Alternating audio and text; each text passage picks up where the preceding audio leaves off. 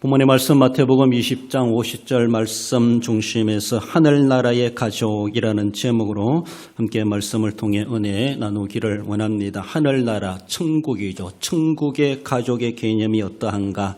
라고 하는 것을 본문은 우리 주님은 우리에게 말씀하십니다. 우리 이 세상에 살아가면서 성경상에 또 우리 삶에서 가족 개념이라고 하는 것은 두 가지로 말해볼 수 있습니다. 혈통적인 가족이 있는가 하면 영적인 가족이 있다라는 것이죠. 세상 사람들은 혈통적인 가족을 그렇게 소중히 여기지만은 영적 가족의 개념에 대해서는 그들은 알지를 못하고 있다 이렇게 말을 할 수가 있죠. 그러나 우리는 분명히 영적 가족을 인식해야 할 것입니다. 혈통적 가족은 우리가 이 땅에서 하나님이 가정을 통해서 태어나게 하시고 계보를 이어가게 하신 우리가 잘 알고 있는 혈통적 가족이라고 말할 수 있습니다. 그 가족 개념이라고 하는 것은 이 땅에 살아있을 동안에 그래서 한마디로 유한한 가족관계다 이렇게 말할 수 있습니다. 그래서 사별로 인하여서 모든 가족관계, 형제관계도 끝난다 이렇게 말할 수가 있습니다. 하늘나라 가면은 족복 없고 선조 후손이 없고 선배 후배가 없고 모두가 다 천사들과 같다라고 말씀하시는 것처럼 거기 가서 우리가 서로가 알아볼 수 있겠다라고 싶지만은 그래 거기 가서도 할아버지가 되고 할머니가 되고 손자가 되고 그런 것은 없다라고 우리가 볼 수 있습니다. 이렇게 바로 영적 가족 개념이 있다는 사실 우리는 생각해 보며 유한한 혈통적 가족 관계를 우리는 소중히 여기실 뿐만 아니라 더 나아가서는 주님 오늘 우리에게 새롭게 가족 개념에 대해서 눈을 뜨게 하시는 말씀 그대로 정말 영적 가족 개념이라고 하는 것을 우리는 또 결코 생각해야 할 것입니다. 어쩌면은 육신적 혈통적 가족 개념은 유한할지 모르지만은 영적 가족 개념은 이 세상에 살아갈 동안에 맺어질 뿐만 아니라 하나님 나라 가서도 즉 영원히 그 가족 관계는 깨어지지 아니하고 이어진다. 하나님 안에서 가족 관계라는 것을 말씀합니다. 그러므로 어쩌면은 유한한 혈통적 가족 개념보다도 영적 가족 개념이 우리에게 더 비중이 크다라고 할 만큼 오늘 본문은 우리에게 말씀하십니다. 그렇습니다. 하늘나라 가족이 되도록 해야 할 것을 주님은 우리에게 말씀하시기도 하는데 하나님 나라의 가족, 즉 천국 가족이 된다라고 하는 것은 어쩌면은 어떤 개념을 가지고 어떤 방법이 있을까? 하나님의 뜻대로 하는 자라는 것을 우리 주님은 직설적으로 우리에게 설명해 주십니다. 그러면 하나님의 뜻이 무엇인가? 하나님의 뜻대로 하는 자가 하나님 나라 가족 개념이요, 가족이요, 영원한 가족 관계가 될 것을 말씀하죠. 세상에서 혈통적 가족 개념은 우리가 모두가 다 죽으면은 그 관계는 다 끝납니다. 더 이상 이어질 수가 없고 연결될 수가 없습니다. 하늘나라 가서도 그렇게 되는 것이 아닙니다. 그러나 유한한 혈통적 가족 개념이지만은 영적 가족 개념은 영원하다는 사실 우리는 늘 생각하며 그 무엇보다도 우리가 더 관심을 가지고 영적 가족 개념, 즉 천국의 가족이 되어야 된다는 것을 주님은 우리에게 강조해 주십니다. 그래서 하나님의 뜻대로 하는 자가 되어야 되는데 하나님의 뜻이 무엇일까? 하나님의 뜻대로 하는 것이 무엇일까? 본문의 말씀 또한 성경을 통해서 우리에게 깨우쳐 주시는 것을 통해서 함께 은혜를 나누기를 원합니다. 먼저는 예수 그리스도를 믿어야 될 것을 말씀합니다. 누구든지 하늘에 계신 내 아버지의 뜻대로 하는 자가 내 형제요 자매요 어머니이니라 하시더라. 사람들이 당신의 모친과 동생들이 당신을 만나려고 밖에 왔나이다 라고 아랬을 때 예수님께서는 누가 내 형제며 자매며 모친이냐 라고 하시면서 결단코 주님은 혈통적 가족 개념을 무시하지 않습니다. 그것은 당연하지만 그러나 또 우리에게 새로운 눈을 뜨게 하시는 개념이 뭔가 하면은 하나님 나라의 영적 가족 개념이 있다라는 것을 말씀하죠. 세상의 혈통적 가족 개념은 죽음으로 끝나지만은 그렇게 끝날 수밖에 없는 관계지만 그러나 영적 가족 개념은 이 세상에서 예수님을 믿음으로 말미암아 맺어진 가족 개념으로서 영원히 이어지게 된다라는 것을 말씀하는 것이 바로 천국 하나님 나라의 가족 개념임을 말씀합니다. 내 아버지의 뜻대로 하는 자가 내 형제요 자매요 어머니니라. 아버지의 뜻은, 일차적인 뜻은 예수님을 믿는 것입니다. 독생자를 주셨으니 이는 그를 믿는 자마다, 하나님 아버지께서는 우리에게 그를 믿으라고 예수님을 보내주셨습니다. 하나님이 인간들을 향하여 주되게 아주 어쩌면 우선적으로 요구하시는 하나님의 요구가 무엇인가, 하나님의 중요한 뜻이 무엇인가, 내가 보낸 독생자를 보내라, 내가 보낸 그런 예수를 너희들은 믿어라. 하나님께서는 믿으라고 예수님을 보내주셨습니다. 그렇습니다. 그래서 누구든지 하늘에 계신 내 아버지의 뜻대로 누구든지라는 것을 말씀을, 다르게 말하면은 모든 사람이라는 겁니다. 모든 사람, 예외가 없다는 것이죠. 사도들도 사도행전 2장 21절에 보면 누구든지 주의 이름을 부르는 자는 구원을 받으리라 하였느니라. 누구든지, 모든 사람. 그렇습니다. 이 세상에 있는 어느 누구든지 예수님을 믿어야 될 대상들이고, 어쩌면 개인적으로 보면 나도 예수님을 믿을 권리가 있다, 이렇게도 말을 할 수가 있습니다. 하나님께서는 누구든지라고 모든 사람 예외 없이 누구든지 다 부르시고 계십니다. 부르고 계시고, 그가 바로 하나님의 뜻대로 예수 그리스도를 영접하여 믿는 자면은 하나님의 나라의 가족이 될 것이다 라는 것으로 본문은 우리에게 말씀해 줍니다. 한마디로 구원의 문은 개방되어 있다, 이렇게 말을 할 수가 있죠. 그렇습니다. 들어오도록 해야 될 사명이 먼저 믿는 저와 여러분들에게 주어졌습니다. 그렇습니다.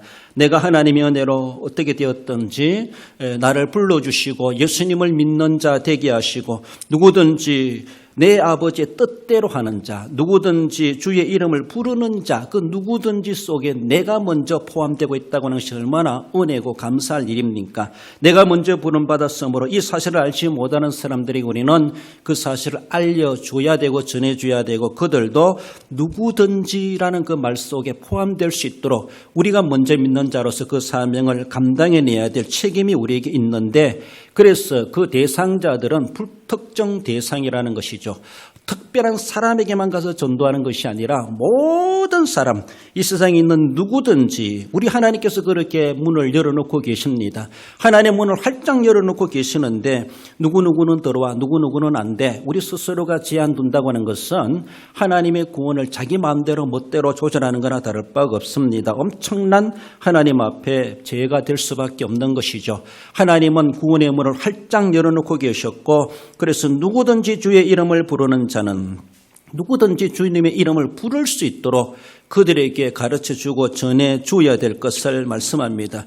전해주는 자가 없는데 어찌 알리요? 알지 못하는 일을 어떻게 부르리요? 그러므로 그들을 하여금 우리는 전해줘야 되고 알게 해야 되고, 그 이름을 부르도록 우리는 복음을 전해야 될 책임의 사명이 우리에게 있다라는 겁니다. 모든 사람들에게 내 개인의 관계가 어떠 하든지, 내 개인의 감정적 관계가 어떠 하든지, 그 사람이 사상이 어떤 사상을 가지고 살아가는 사람이든지, 정치 상황이 어떠하든지, 그 사람이 어떤 종교에 심취하고 있든지, 어떤 문화 속에서 살아가든지, 그 모든 것들은 제한되지 않습니다. 그 모든 것들은 초월합니다. 그렇습니다. 그 사람의 입장과 형편과 사정이 어떠하다 할지라도, 전에도 말씀드린 것처럼 그 사람이 싫다고 해서 못할 말이 결코 아니라는 것이죠. 다른 것은 못한다 할지라도 예수님을 믿어 구원받으라, 예수님을 믿어야 된다라고 하는 것에 대해서는 우리는 어찌하든지 간에 매를 맞는다 할지라도 그 말씀은 전해야만 한다고 하는 것을 우리에게 말씀하시죠. 그렇습니다. 불신 가족을 신자가 되게 하는 것, 또 불신자를 믿도록 하는 것, 이교도들을 개종하게 하는 것, 이 세상에서는 우리 예수님의 말씀에 가난한 자들이 끊일 날이 없다, 끊이지 않는다라고 말씀하시는 것처럼 이 세상은 어찌면 주님 오시는 그날까지 불신자는 있기 마련이다라고 말할 수 있습니다. 그만큼 우리의 전도는 주님 오시는 그날까지 쉴 날이 없고 끊일 날이 없다라고 말할 수가 있죠. 그래서 수학적으로 다 믿을 수 있도록 할 수 있는 것도 아니겠지만은, 아무튼 이 세상에서는 우리 생활 속에 늘 불신자는 놓여져 있습니다. 아직도 예수님을 알지 못하고 하나님을 배반하여 살아가는 영적 원수와도 같은 그런 자들이 이 세상에 많이 살아가고 있죠. 우리도 이전에 진노의 자녀였습니다. 우리도 이전에 멸망받을 자들이었습니다. 우리도 그렇게 지옥 갈 자들이었습니다. 우리도 하나님의 은혜를 알지 못하고 살아갔던 불신자였습니다. 그런데 하나님의 은혜로 우리가 먼저 믿어 구원받은 자가 되었다라는 것이 얼마나 귀한 은혜입니까? 그러므로 이 세상에 늘 죄를 짓고 하나님을 아직도 알지 못하고 어쩌면 우상과 이교에 빠져 살아가고 하나님을 배신하는 삶을 살아가는 하나님의 심판의 대상이 되는 사람들이 널려 있다고 하는 것을 우리는 늘 생각해야 됩니다. 우리도 그런 사람이 되어 있었지만 그러나 우리가 이제는 예수님을 믿어 하나님의 자녀, 천국 가족이 되었다는 은혜를 누리고 있는 것처럼 이것을 알지 못하는 그들에게 우리는 복음을 전해야 될 것을 말씀합니다. 그 사람이 어떤 형편사정이 있든지 그 사람과 나와의 관계가 어떠하든지 이 모든 것을 초월하여서 우리는 일단 그들에게 복음을 전하고 그들로 하여금 예수님을 믿도록 해야 하는 것이 하나님 아버지의 뜻이다라는 것입니다. 우리가 하나님 아버지의 뜻대로 하는 자가 내 형제요 자매요 어머니니라 천국 가족이 되었습니까? 내가 하나님의 뜻대로 했습니까? 그러니까 천국 가족이 되었습니까? 그렇다면 또 하나님의 뜻이 무엇인가를 알고 그 뜻을 우리는 행사해 가야 되죠. 나도 그렇게 살아갈 뿐만 아니라 다른 사람들도 그렇게 살아가도록 하는 것이 하나님의 뜻대로 하는 자입니다. 하나님의 가족이 되기 위해서 뜻대로 할 뿐만 아니라 가족이 되었기 때문에 하나님 아버지의 뜻대로 또 살아가야 되죠. 그렇습니다. 오직 예수 그리스도만을 믿도록 해 가야 할 것입니다. 다른 것도 믿고 이것도 믿고 예수님도 믿으면 되지 그런 것은 결코 아니라는 것이죠. 그렇습니다. 요한복음 14장 6절 말씀에 예수께서 이르시되 내가 길이요 진리요 생명이니 나로 말미암지 않고는 아버지께로 올 자가 없느니라. 누가 뭐란다 할지라도 오늘 우리나라에서는 지금 차별금지법 이런 것들 이야기하면서 기독교만 구원이 있다고 주장하지 마라.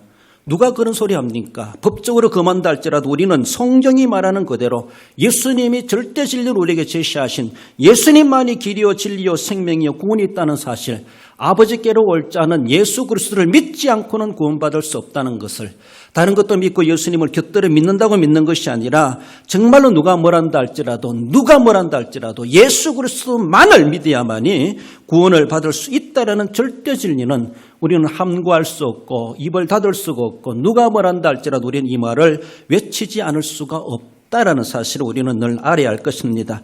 다른 이름을 우리에게 주신 일이 없나니 사도행전에서도 말하지 않습니까? 그렇습니다. 그러므로 다른 이름을 우리에게 주신 일이 없고 그 어느 누구도 노아 홍수에서 일반 백성들을 구원한 신이 아무도 없었다라고 말하는 것처럼 우리는 이 세상에서 마지막 하나님의 심판에서 구원받을 자가 누구인가? 구원해 줄 자가 누구인가? 바로 예수 그리스도께서 우리의 길이 되시고 진리가 되신다는 이 절대 진리는 우리는 분명하게 지켜가야 될 것이고 이것을 우리는 선포해 가야 합니다. 다른 길 있으면 보자는 것이죠. 다른 길이 어느 길이 뭐 있겠습니까? 다른 길이 없고 다른 이름을 주신 일이 없다라고 주님은 말씀하고 있습니다. 그럼 우리가 하나님 나라 가족이 먼저 되었습니다. 내가 하나님의 나라의 가족 개념을 가지고 혈통적 가족 개념 이상으로 가족애를 가지고 살아갈 뿐만 아니라 아직도 그 가족애로 들어와야 될 가족들이 이방 땅에 많이 남아있다는 것을 주님은 우리에게 암시해 주고 있습니다. 그러므로 너가 먼저 믿는 자로서 잃어버린 이산 가족을 찾으라라고 말씀하시는 것처럼 우리는 그들을 예수님의 이름으로 복음으로 선교로 전도라는 방법으로 그들을 찾아내와야 되고 하나님의 가족의 일원으로 그들이 포함될 수 있도록 구원의 반열에 이르도록 우리가 해야 될 책임이 먼저 믿는 가족들로서 먼저 믿는 자들로서 우리가 책임이 있다는 것을 말씀합니다. 가까이에는 혈통적 가족 개념 가운데서 혈통적 가족 중에서 아직도 불신 가족이 남아있다면 그들을 우선적으로 주님께로 인도하고자 하는 늘 마음의 응어리를 가지고 그 사명을 감당해낼 뿐만 아니라 정말로 국경을 넘어서 문화를 초월해서 지구 반대편에 있는 얼굴 알지 못하는 사람이랄지라도 우리는 그 한 영혼을 구원하는데 어떻게 하든지 힘쓰고 애쓰고 협조해 가야 될 것을 말씀합니다.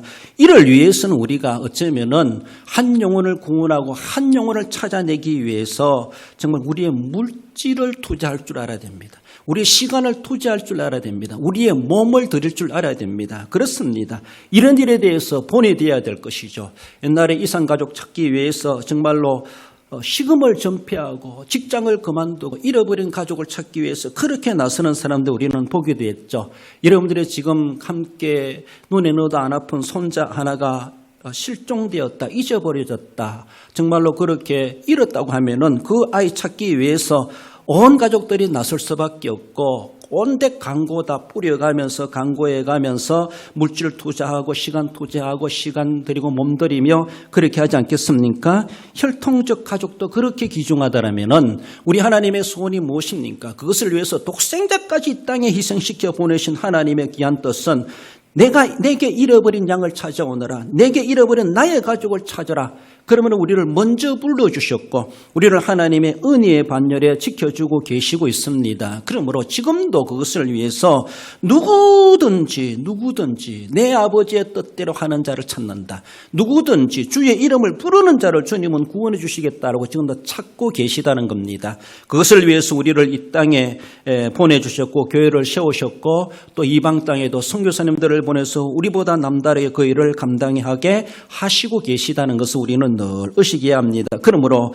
우리 속에서 내게 있는 물질, 내게 있는 시간, 내게 있는 건강, 내게 있는 방법들을 우리는 그것을 아끼지 않고 한 영혼을 구원하는데 예수님을 믿도록 하는데 기꺼이 우리는 쓸 줄 알아야 될 것이고 그리고 내 감정과 기분과 내 이익을 우리는 자제해가며 내가 감정이 그러하다고 해서 기분이 그러하다고 해서 내게 손해가 된다고 해서 그것을 우리가 마다할 수 있는 것이 결코 아니라는 것입니다.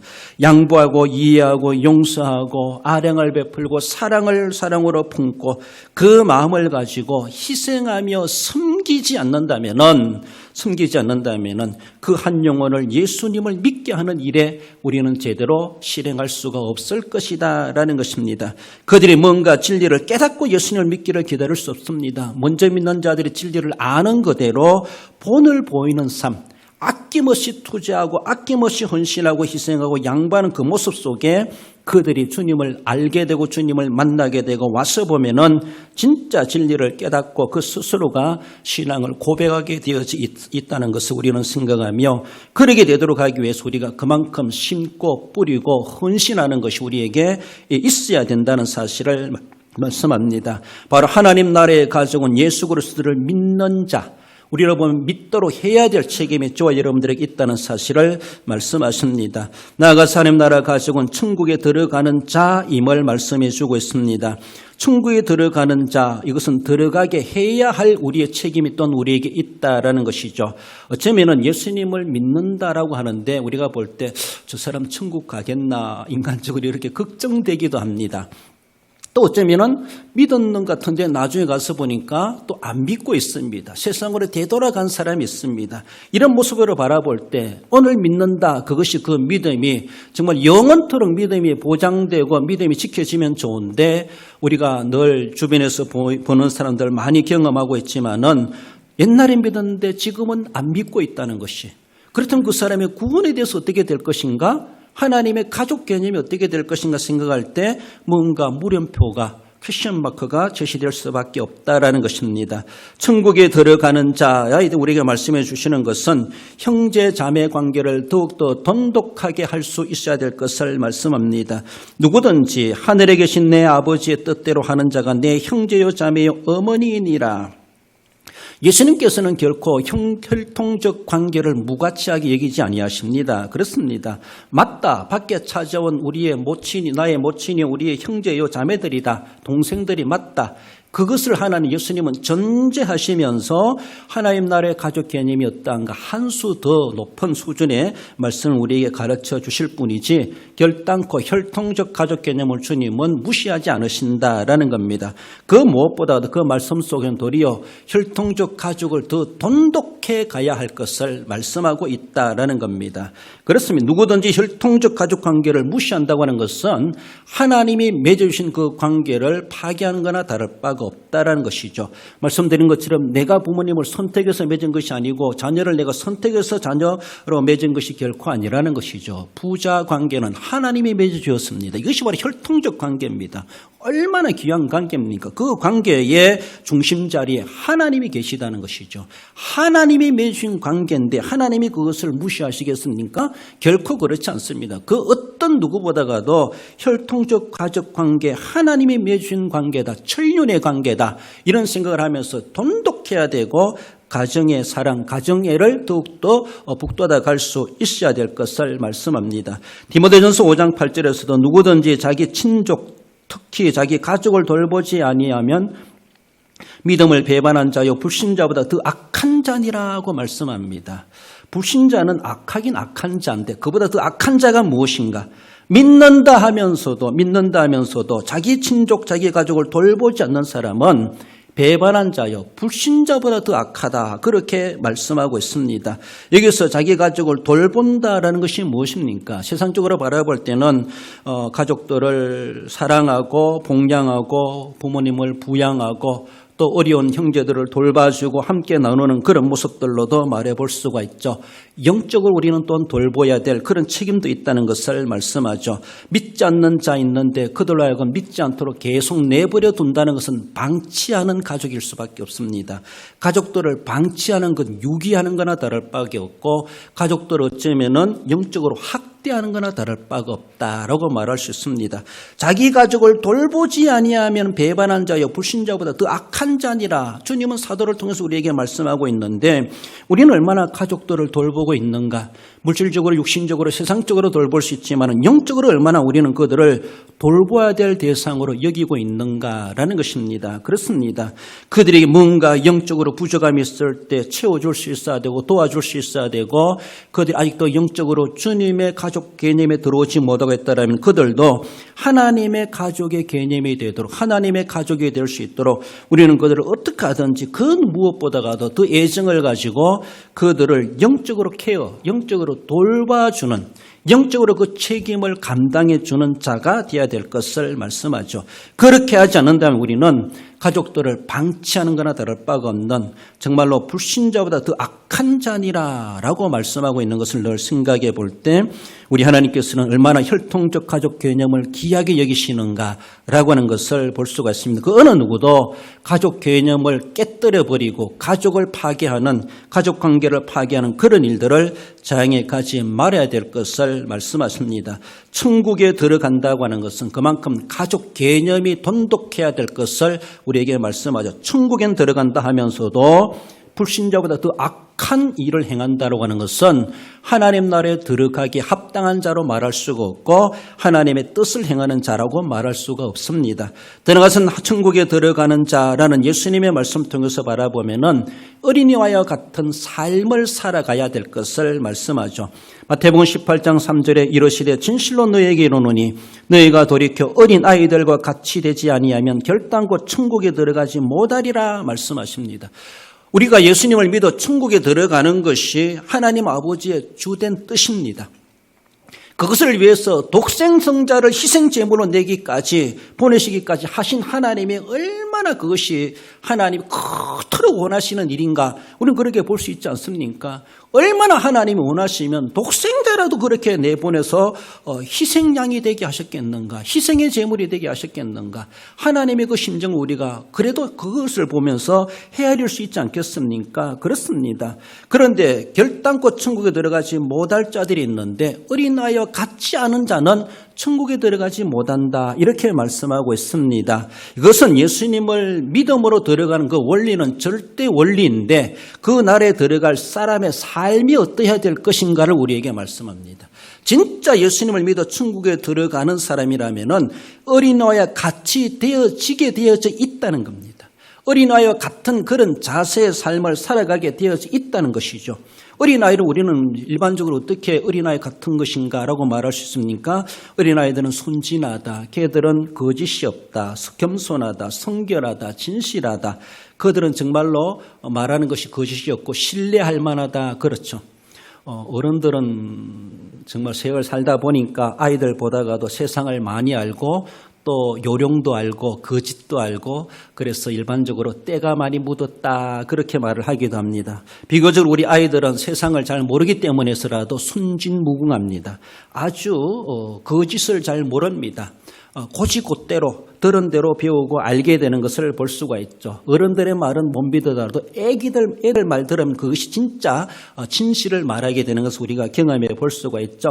어린아이에 같다는 것이 무엇인가? 우리가 손자들을 대해보면서도, 아이들을 대해보면서도 이런 것이 어린아이 같은 것인가 보다 우리가 조금이라도 경험해 볼 수 있지 않습니까?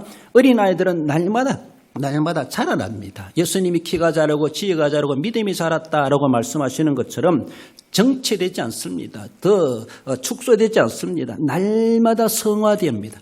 날마다 성장해가는 그런 모습들이 있습니다. 우리의 믿음이, 우리 육신은 약해져 간다 할지라도 우리의 믿음은 날마다 새로워져 가야 되고 영적으로 날마다 성화되어져 가는 예수님의 형상을 본받아가고 예수님의 분량의 성장에 이르도록 우리는 날마다 성장해가는 이런 모습들이 성장성이 있다라는 것이죠. 어린아이들은.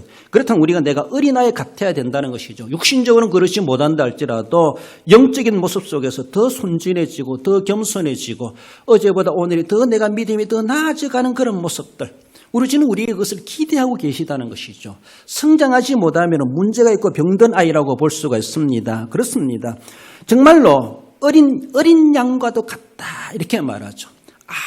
아무런 누구를 미워할 줄도 모르고 대적할 줄도 모르고 누군가가 자기를 해코지 하면 그저 당할 수밖에 없는 아무런 싸움의 능력도 없는 어린 양과도 같은 그런 모습, 어린아이와 같아야 된다라는 것이죠.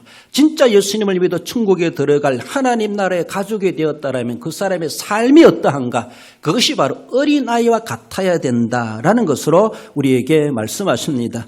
믿음이 익어갈수록 우리가 익어간다 그러죠. 늙어가는 것이 아니요 익어가는 것입니다. 이런 노래가 있는 것처럼 우리는 늘 익어가야 되죠. 익어갈수록 우리는 더욱더 들어가야 되고 정말로 모양이 더 탐스러져 가야 되고 정말로 원하는 그러한 향기를 풍겨낼 수 있는 우리의 모습이 되어야 되죠. 살아갈수록 과일이 커갈수록 썩어져 가는 것이고 어떤 것은 익어져 가는 것이 있습니다. 우리는 정말로 썩어져 가고 있는가 익어져 가고 있는가 믿어갈수록 우리는 익어져 가야 되죠.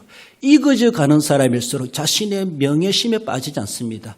자신의 물질에 빠지지 않습니다. 자신의 권세에 빠지지 않습니다. 도리어 자신이 있는 명예를 남들에게 내어주고 자신이 있는 물질을 내어주고 익어가는 사람일수록 도리 어린아이와 같아지는 그런 모습을 우리는 발견해 볼 수가 있습니다. 절대로 갑질한 행위하지 않습니다. 누구에게 뭔가 대접받기를 바라는 그런 마음을 가지고 있지 않습니다. 대접하고자 하는 늘 섬김의 자세를 가지고 있는 것을 우리는 볼 수가 있죠. 그렇습니다. 예수님께서 이 땅에 오셔서 어린아이와 같아야 된다라고 말씀하시는 것처럼 예수님께서도 구속의 사역을 이루기 위해서도 정말로 도살장에 끌려가는 어린 양과도 같이 아무런 대항하지 아니하고 하나님 아버지의 말씀을 순종하는 그런 자세의 삶을 끝까지 감당해 갔던 것을 우리는 볼 수가 있습니다. 그렇습니다. 어린아이와 같아야 된다. 사실 실제적인 어린아이와 같아야 되는 그 모델은 예수님이십니다. 예수님을 생각하며 온유하고 겸손을 우리는 배워야 되고 주님 앞에 나아가서 어린아이 같은 자가 어떤 모습인가 우리는 예수님을 보면서 예수님의 형상을 회복해 가는 것이 영성입니다. 그렇습니다. 그런 모습 속에서 예수님이 우리를 구원하시기 위해서 한 영혼을 구원해내시기 위해서 끝까지 십자가를 감당하신 그 고난도 이겨내셨다. 고난도 감수하신 것을 생각해 보면은 주님의 가신 길을 우리가 따라가는 그런 삶. 정말로 내가 이 시대에 한 마리 어린 양이 돼야지. 내가 한 어린 아이가 돼야지. 라는 그런 자세 속에서 주님의 희생을 본받고 주님의 섬김과 주님의 사랑을 본받고 정말로 천국에 들어가기에 합당한 자로서 내가 오늘도 살아가야지 이러한 결단이 우리에게 있어져 가야 할 것입니다. 그래서 날마다 영적인 키가 자라나고 지혜가 자라나고 믿음이 자라나고 자라는 그 모습을 보신 우리 하나님 아버지를 흐뭇하게 들을 수 있는 우리의 모습들 그런 모습이 될 때 정말로 하나님의 나라의 가족으로서의 합당한 모습임을 말씀하고 있습니다. 하나님 나라 가족은 천국에 들어가는 자이고 들어가도록 하는 자라고 하는 것을 우리에게 말씀하십니다. 나아가서 하나님 나라의 가족은 영생을 얻는 자임을 말씀하죠. 다르게 보면 내가 영생을 얻었지만 아직도 영생을 얻지 못한 그 사람들에게 영생을 얻게 하는 그것이 바로 하나님 나라 가족된 자들이 해야 될 책임이요 사명임을 말씀합니다. 요한복음 6장 40절에 내 아버지의 뜻은 아들을 보고 믿는 자마다 영생을 얻는 이것이니 그렇습니다. 내 아버지의 뜻대로 하는 자가 하나님 나라의 가족 개념이라는 것을 말씀하십니다. 그렇다면 내 아버지의 뜻이 무엇인가? 아들을 보고 믿어야 되고 믿음으로 말미암아 영생을 얻는 이것이 하나님의 궁극적인 뜻이라는 것을 말씀하죠. 영생에 들어간다는 것은 믿음의 결실입니다. 그렇습니다. 믿긴 믿었는데 영생까지 못 들어갔다. 이건 얼마나 안타까운 불행스러운 모습입니까? 영생에 들어간다고 하는 것은 믿음의 결실입니다. 믿음의 결실이 있어야 됩니다. 구원의 완성이다 이렇게 말을 하게 됩니다. 이는 지상에서 예수 그리스도를 믿음에 대한 하나님의 인정입니다. 이 세상에 내가 살아가는 동안에 세상에서 살아가는 동안에 예수님을 믿었느냐 안 믿었느냐 그것을 하나님이 판가름하시는데 하나님이 넌 믿었구나 인정받는 그 자체의 결과가 나타나는 것이 영생에 들어가는 겁니다. 나는 믿었다고 하는데 하나님이 인정 못하겠다라고 하면은 영생에 못 들어간다는 것입니다. 그러므로 영생을 얻는다는 것이 궁극적인 우리의 목표요 목적이다 이렇게 말을 할 수가 있습니다. 또 하나님께서 그것을 위해서 예수 그리스도를 보내셨습니다. 이거 말고 우리가 무엇을 더 추구하겠습니까? 이거 말고 무엇을 더 소중하게 이길 수 있겠습니까? 이거보다 뭐 우선적으로 우리가 인생을 살아가면서 가질 것이 뭐 있겠습니까? 이거보다 더 바쁜 것이 뭐 있겠습니까? 이거보다 더 큰 것이 뭐 있겠습니까? 그렇습니다. 내 아버지의 뜻이 너는 그를 믿어 영생 얻는 이것이다. 그렇기 위해서 독생자를 보내셨고 나를 먼저 부르셨고 또 그 일을 계속하도록 하기 위해서 먼저 부름받은 자로서 다른 사람들에게도 그들로 믿도록 해서 그를 영생 얻게 하거라 라고 하는 것을 위해서 우리를 믿음의 가족, 하나님의 나라 가족으로 우리를 먼저 불러주셨다라는 것입니다. 그러므로 우리가 이 땅에 있으면서 하나님께 인정받는 믿음의 삶을 살아가야 되죠. 믿었다고 했는데 내가 하나님 앞에 갔을 때 나 그 믿음 인정 못하겠다 라고 하신다면 얼마나 안타깝겠습니까? 다시 되돌아가서 다시 믿을 기회가 있는 것도 아니고 이 땅에 있을 때 우리는 정말 하나님 앞에 믿음대로 믿어야 됩니다. 말씀대로 믿어야 됩니다. 제대로 믿어야 됩니다. 하나님 앞에 인정받는 그것이 바로 영생입니다. 영생은 자연스럽게 하나님의 인정과 동시에 우리에게 주어지게 되어 있습니다. 가족에 대한 책임을 감당하면서 어린아이 같은 삶을 살아온 사람들은 하나님의 뜻대로 살아가는 거나 다를 바가 없고 바로 하나님이 보실 때 너는 정말로 가족으로서의 책임을 다했구나. 너는 어린아이 같은 삶을 살아왔구나. 왜? 어린아이 같지 않으면 천국에 들어갈 수가 없다라고 말씀하시기 때문에 어린아이 같은 자가 영생을 얻을 것이다 이 말씀이기 때문에 너의 삶을 보니까 어린아이 같았구나. 하나님 그 삶을 인정해 주시겠다는 것이죠. 예수님을 믿음을 인정해 주실 뿐만 아니라 우리의 삶도 인정해 주신 하나님, 하나님의 뜻대로 살아온 것에 대한 하나님의 인정, 하나님의 인정 그 자체가 바로 영생을 얻는 것이다. 영생에 들어가는 것임을 말씀합니다. 영생이라고 하는 것은 성도의 궁극적인 목표이면서도 종점이다라고 말을 할 수가 있죠. 그렇습니다. 믿다가 낙심하면은 이룰 수 없는 영생입니다. 처음에 믿었는데 나중에 못 믿었다. 결국은 그것은 믿음의 결실을 이루지 못하는 안타까운 모습을 말씀하죠. 히브리서 6장에서는 성령의 참여한 바 되고 그 은혜의 은사에 맛본 사람이다 할지라도 어쩌면 타락하여서 영생에 들어가지 못한 사람도 있다라는 것을 말씀합니다. 얼마나 안타깝습니까? 은혜 받고 성령 충만함 받고 직분도 받고 평생 교회생활 신앙생활 열심히 했는 것 같은데 어쩌면 타락했다는 것이죠. 타락하여서 결국은 영생에 들어가지 못할 자도 있다라는 것을 히브리서 6장에서 그렇게 경고적인 말씀을 우리에게 말씀해 주고 있습니다. 우리 주변에서도 보면 믿다가 낙심하고 옛날엔 그렇게 잘 믿었는 것 같은데 지금에 와서는 정말로 어느 누구도 그 사람의 믿음을 인정해 줄 수 없는 그런 가운데 불신자 이상으로 불신자 노릇하고 살아가는 그런 사람들을 볼 때에 참 안타깝다라고 여겨지는 사람들이 많이 있는 것을 볼 수 있습니다. 여러분 끝까지 변치 않고 믿음을 지켜가는 것이 무엇보다 중요하고 그것이 하나님의 은혜입니다. 그러므로 우리가 늘 기도할 때 하나님이여 코로나가 있든지 정말로 IMF가 있든지 전쟁이 있다 할지라도 어떤 핍박이 있다 할지라도 하나님 내가 하나님을 떠나지 말게 하옵소서. 내 믿음이 변치 않게 해 주옵소서. 변치 않게 끝까지 믿음만은 지켜가게 해 주옵소서. 늘 우리는 자신의 믿음의 장래를 위해서 우리는 기도해야 되고 늘 믿음의 삶을 위해서 기도해야 할 필요성도 있다라고 말할 수 있습니다. 하나님의 뜻을 따르는 삶이 돼도 우리는 몸부림쳐 가야 되죠. 하나님의 뜻을 따르는 삶, 그렇습니다. 디모데후서 4장 7절에서도 사도 바울은 나는 선한 싸움을 싸우고 나의 달려갈 길을 마치고 믿음을 지켰으니 사명도 감당할 뿐만 아니라 믿음을 지켰습니다. 믿음을 지켜가면서 선한 싸움을 싸웠다는 것이죠. 믿음을 지켜가는데 싸우지 않고는 이겨갈 수가 없다고 하는 것을 말씀하고 싸운다고 하는 건 그만큼 힘든 삶일 수 있다라는 것을 예고해 주고 있습니다. 쉽게 이루어지는 것이 결코 아니라는 것이죠. 우리 인간 측면에서는 하나님의 은혜로 구원받지만 우리 인간 측면에서 할 수 있는 일은 정말로 마귀와 세상과 죄와 자신의 정욕과 싸워야 되고 환경과 싸워야 되고 주어진 여러 가지 정치 세계와 싸워야 되고 그런 가운데서도 절대 진리를 우리는 양보하지 아니하고 믿음을 지켜가는 그런 삶. 그래서 그것이 바로 선한 싸움입니다. 싸우는 것을 누가 좋아하겠습니까? 그러나 싸울 수밖에 없는 영적 원수들이 있다는 것을 늘 내포되고 있다는 걸 우리는 인식해야 되고 거기에 대해서 늘 하나님의 전신갑주를 입고 싸우는 자로서의 긴장감을 가지고 싸워가야 되고 달려갈 길을 마치는 그날까지 믿음만큼은 지켜가야 된다. 내 몸은 상해지고 내 몸은 괴로워지고 내 몸은 병들어지고 내 삶의 환경이 어려진다 할지라도 내 믿음만큼은 달려갈 길을 마치는 그날까지 분명하게 정직하게 명확하게 남아 있어야 된다는 것을 말씀하십니다. 그것이 바로 영생입니다. 내 건강하기 때문에 영생해 주는 것이 아닙니다. 내가 거기서 형통하게 살았기 때문에 나를 영생케 해주신 것이 결코 아닙니다. 자기 명예를 지켜왔기 때문에 영생을 주시는 것이 결코 아닙니다. 하나님은 달랑 한 가지를 보신다고 말할 수 있습니다. 믿음. 끝까지 믿음을 지켰느냐, 끝까지 믿음을 너는 사수했느냐, 그런 가운데서도 믿음은 너는 소중히 여겼느냐, 하나님 그것을 보신다라고 말할 수 있습니다. 그래서 어떤 과정을 살아왔든지 간에 끝까지 믿음을 지켜온 사람, 하나님께서는 그것을 보신다라고 말할 수 있습니다. 우리가 영생을 얻는다. 영생이라고 하는 것은 토막난 시간을 모아놔가지고 영생이다 이렇게 말하는 것이 아니지 않습니까?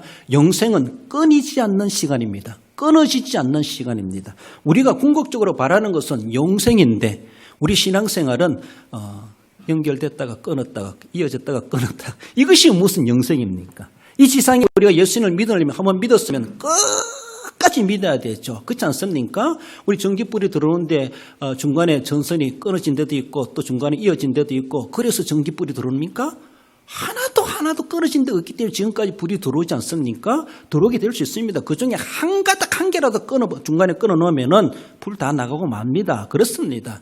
우리는 영생을 추구하면서도 세상에 살 때는 어쩌면 영생의 믿음이 아니고 지속적인 믿음이 되지 못하고 자기 입맛대로 기분대로 환경대로 처지대로 환경이 되면 믿고 환경이 안 되면 못 믿고 좀 쉬다가 믿고 이런 것처럼 이런 것은 아닌가. 그러면서도 영생을 추구한다는 거예요. 그러면서도 우리가 뭔가 그렇게 해서 영생 얻는 건 아니지만은 우리 입장에서 바라볼 때 참말로 영생을 우리가 추구하는 것이 궁극적인 종점이고 목적이라면은 우리 지상에서도 영생의 방부라는 끊이지 않는 조금 들쑥날쑥은 한다 할지라도 정말 하나님 앞에 붙어 있는 그런 삶, 잠시도 떼어놓을 수 없고 끊어지지 않는 신앙의 연결적인 모습, 연속적이고 지속적인 그런 삶이 믿음의 생활이 우리에게 분명하게 있어야 됩니다. 인간적인 모습에서 우리말로 방학도 하고 실수도 있고 휴가도 쓸 수 있겠지만은 그러나 그 중심에서 우리 하나님을 내가 믿는 사람인데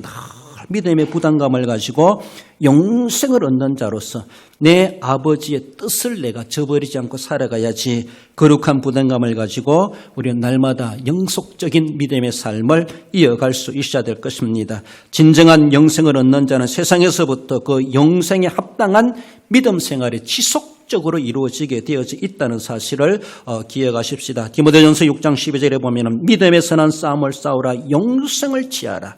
믿음의 선한 싸움을 싸웠다가 말다가 그런 것이 아니라 계속하라는 지속성, 계속성이 내포되고 있다는 것을 알아야 될 것이 왜? 영생을 취하는 자들이기 때문에 지상에서도 우리의 믿음 생활이 그렇게 끊어졌다 이어졌다 하는 것이 아니라 어떤 환경에 주어지든지 어떤 죽을 판이 놓여지든지 속된 말로 죽을 병이 걸린다 할지라도 나는 믿음만큼은 손을 놓지 않으리라. 믿음의 줄기만큼은 내가 끊지 않으리라. 늘 그런 자세 속에서, 그런 현장에서 주님을 부르짖고 믿음의 자세로 우리는 늘 영생을 취하기에 합당한 자로서의 믿음을 지켜갈 수 있어야 될 것입니다.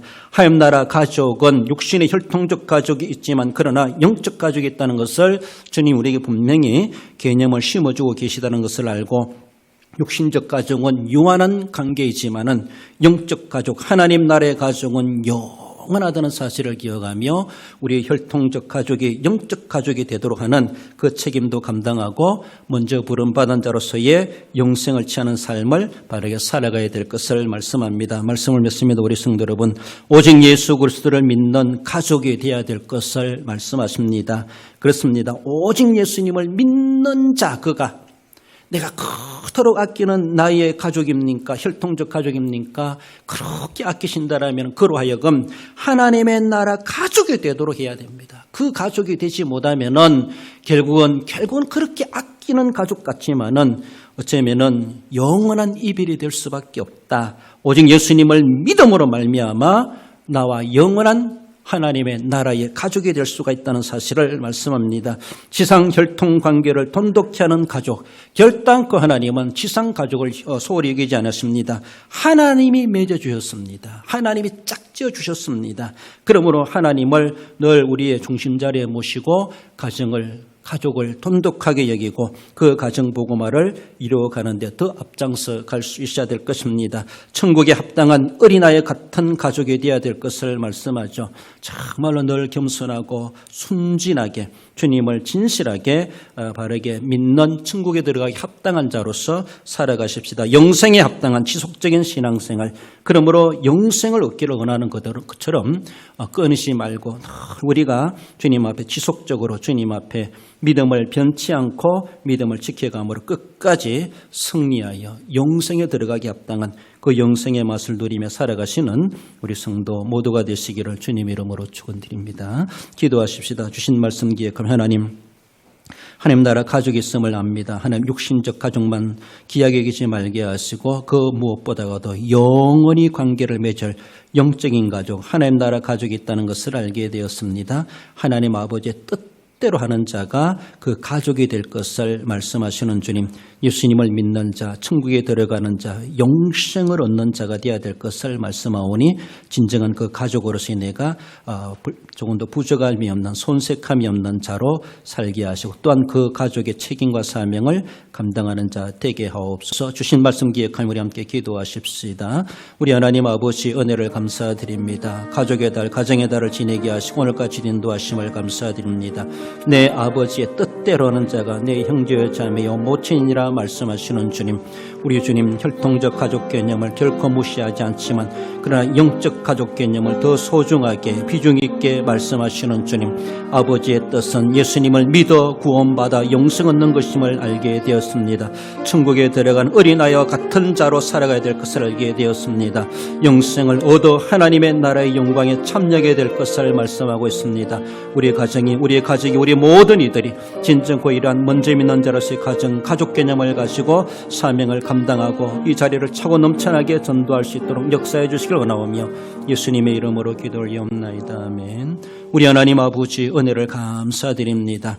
하나님 나라의 가족 개념이 있음을 말씀하고 있습니다. 하나님 아버지 혈통적 가족을 귀중하게 여기는 만큼 그 이상으로 하나님의 뜻대로 하는 자 되어야 될 것을 말씀하시는 주님, 우리 하나님 아버지 예수님을 믿어 영생 얻는 것이 그 무엇보다 우리 하나님 아버지의 뜻대로 하는 일임을 기억하게 하시고 아직도 주님을 알지 못한 우리의 가족들, 우리의 이웃들을 주님의 가족이 되어지도록 우리가 먼저 부름받은 가족된 자로서의 잃어버린 영혼들을 찾아내는 사명 감당해낼 수 있도록 우리 하나님 도와주옵소서. 모두가 다 하나님이 우리에게 주시고자 하시는 영생에 임할 수 있도록 주님께서 성령으로 이끌어 주시기를 원합니다. 몸이 아파 손을 얹어 기도하며 손에서 가슴에 손을 모아 기도하오니 주님 저희들을 믿음대로 기도대로 응답하여 주시기를 원하오며 예수님의 이름으로 기도드리옵나이다.